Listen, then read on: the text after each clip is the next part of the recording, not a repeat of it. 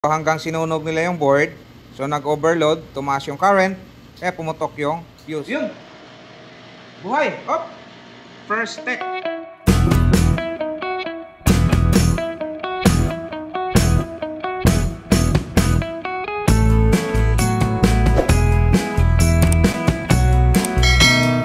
Kape mga ka-difficulties. Okay, may gagawin tayo. So dahil nagawa na natin yung isang controller, dinalahan tayo ulit ng isa pa.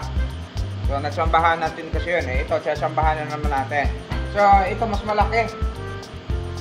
Kaya lang, same o parehas pa rin ang issue daw.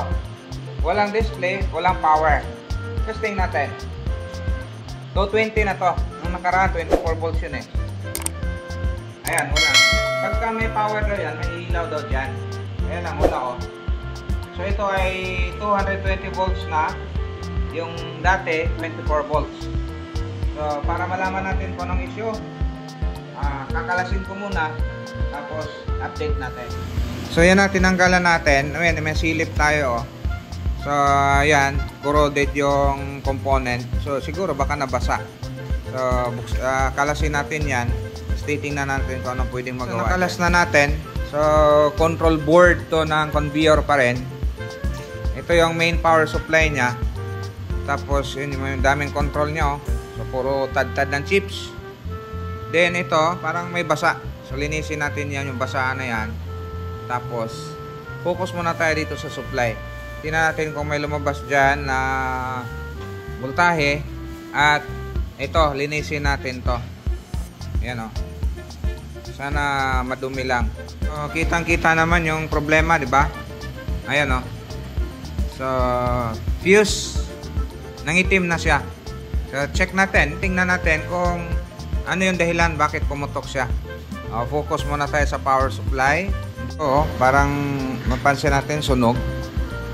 So, tingnan natin yan, baka iyan yung isang dahilan kaya pumutok yung fuse. Silipin natin ang husto yung resistor na yan at saka yung diode.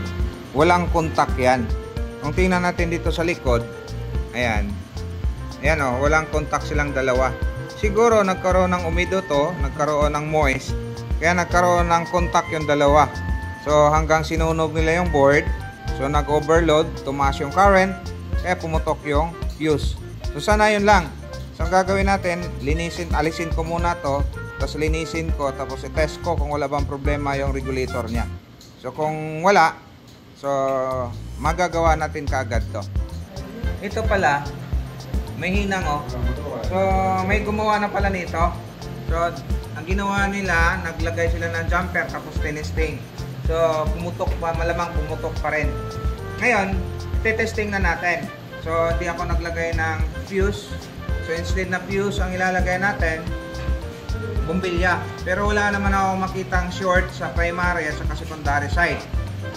Ang isang nakita natin na problema, itong resistor na to at katabi niya diode, yung dulo nila nagkaroon sila ng connection. So nag-leak yung board, kaya ang board ngayon nasunog. So habang nasusunog yung board, nagkakaroon, hindi nawawala yung resistance, nag-overload siya. So by the way, ito pala ay control na ang conveyor. So, try, testing natin. So, hindi ito puputok kasi nilagyan natin ng series valve. Check lang natin kung may supply. So, dapat itong malaking capacitor na to, may lalabas na supply. So, 5 at saka 12. Saksak, testing natin. Pag tuloy-tuloy yung ilaw, puputok yun. Pag hindi, kurap lang, mukhang okay yan. Ayun, kumurap. Walang sign of puputok. Lagyan natin ang kita ba dito? Ito yung negative. Yan. Tapos ito positive. Yun. Sakto, may 12. Ito isa. Wala yan. 5. Mali. 12 5 ba? Ito isa. Ayan, 5 volts. 5 volts, 12 volts. Okay, good.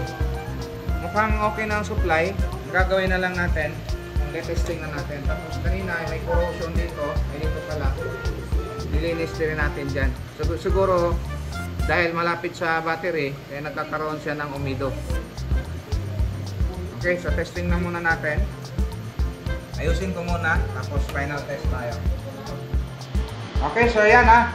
Nabalik na natin.